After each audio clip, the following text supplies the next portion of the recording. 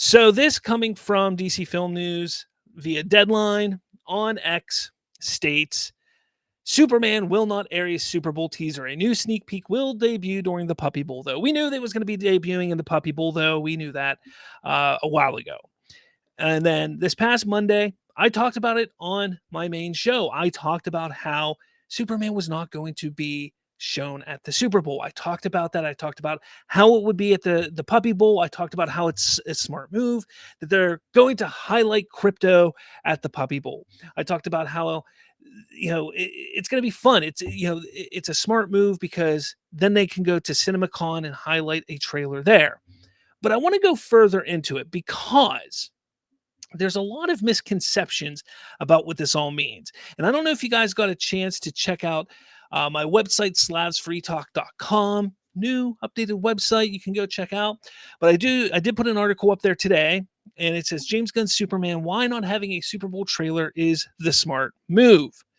And I kind of go through it here, why it's a smart move, what it is really about, and why why it's a smart move, because it is, despite a lot of people saying it's not. So first off, we see, the haters, like Warner Brothers is broke. You see, Warner Brothers is broke, but if they had the confidence in Superman, this would be a very smart spend. The amount of people that watch the Super Bowl would be a massive win. This is very telling. Nobody watches the Puppy Bowl, bro. I get with crypto and all, but Superman should have presence during the Super Bowl. How the F do you debut the Flash trailer to Super Bowl, but not Superman? Come on, WB. Lack of faith. It's okay. So those are like the really bad ones, and then we get some positive ones. Lack of faith. It's like $1 million for a second, like a 50-second spot. Maybe it's just smart spending. Superman is already the most anticipated film of the year. Buying a Super Bowl spot wouldn't change that. It would just open up fan negativity there, spending wisely. Then you need to be smart and choose your battles wisely. I actually think is a good idea having the Superman trailer at Puppy Bowl, since that will create interest among kids. Remember the 4 quadrant. Then you have Real Anarchy says, this is a smart move. I've been saying this for a while. And then you have Brian Costello considering Warner Brothers plans on using the Puppy Bowl, which WBD owns Animal Planet, to promote and show a preview, not trailer, for Superman. I take the rumor about the film being promoted during the Super Bowl with a grain of salt. And this was somebody who was trying to say that it was actually going to be shown at the Super Bowl. So I sit there and I talk. I don't talk. I sit there and I think about this. Like, what is the why are people freaking out about this? Now, obviously, the naysayers are going to say this is a bad thing. This is negative. Why would they do this? This is the dumbest thing that they could possibly do. Because if they don't showcase this at the Super Bowl, if it's not at the Super Bowl, then they are dead in the water. There's nothing they can do. This movie is going to flop. Why though? Think about this. I want you to truly think about this for a second, okay? So, the Puppy Bowl gets roughly 12 million viewers every year, roughly. And I get it. The Super Bowl, when you do a quick search, the Super Bowl gets more than 100 million viewers, between 100 and 200 million viewers, depending on who's in the Super Bowl. It gets between 100 and 200 million views. Now, this special look, which it's not going to be a trailer, it's going to be a special look, will get internet and social media presence after it's off the Puppy Bowl. So it's not just going to have that 12 million viewer presence. It's not all it's going to get. Not only that, but the Puppy Bowl is at like 2 p.m. The Super Bowl starts at what, 7 o'clock? So you're talking about like a 6 hour or 4 or 5 hour and change head start on the pop culture buzz on Super Bowl Sunday. So think about that. That is huge. People don't think about that. Okay. So it goes on the Puppy Bowl around 2 o'clock. We get this cute little snippet with crypto and Superman, probably something adorable and awesome. Then it's on YouTube. Then it's on TikTok. Then it's on X. Then it's on Facebook. Then people are sharing it around. Then people like you and me and everybody that can jump on and talk about it on their YouTube channels because they got 3 or 4 hours before the Super Bowl starts to talk about it. And for the next 3 or 4 hours, that is what is talked about. Okay. That's huge. So you go from that 12 million views to probably the 100 million views that you would get from the Super Bowl. Because I can damn well assure you that kids, little kids, are going to see the crypto scene. I can damn well assure you that mothers and grandmothers and grandfathers and fathers and parents and everything are going to see the crypto scene because it's going to be adorable. It's going to be something that's cute. And people are going to say, "Oh, mom, check this out. Hey, dad, you have a dog. Check this out." That's what's going to happen.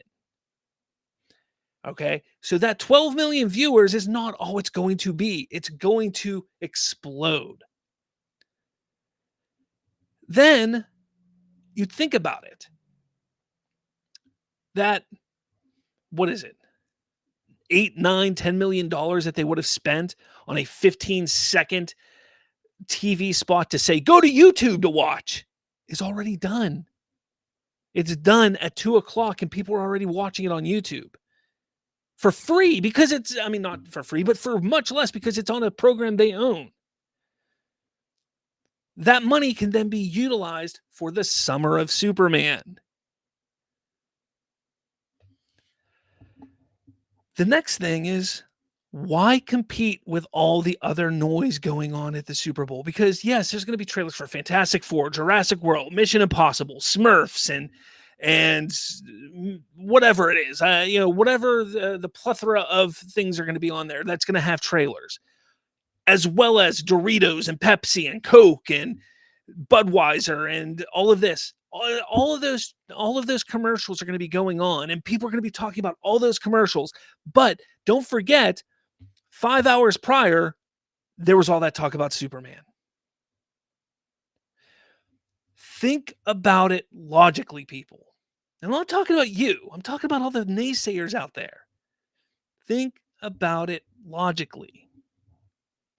And then we're just a couple of months from CinemaCon. CinemaCon is what, the end of March, beginning of April, something like that. CinemaCon is for movie theaters and stuff like that, where they all sit down and they get to talk to the studios and they hype them up for what's coming out over the next year. Warner Brothers has like an hour and like 5-minute presentation, and they're probably going to have like a 20 to 40 minute, 20 to 30 minute presentation solely for Superman, probably. I believe the cast and crew will be there. And you know what else is going to probably be there? A full-length trailer, which will then go up on the internet. Okay? And now my timeline for these trailers is off a little bit, but that's fine. We have 2 awesome, little bits of marketing already.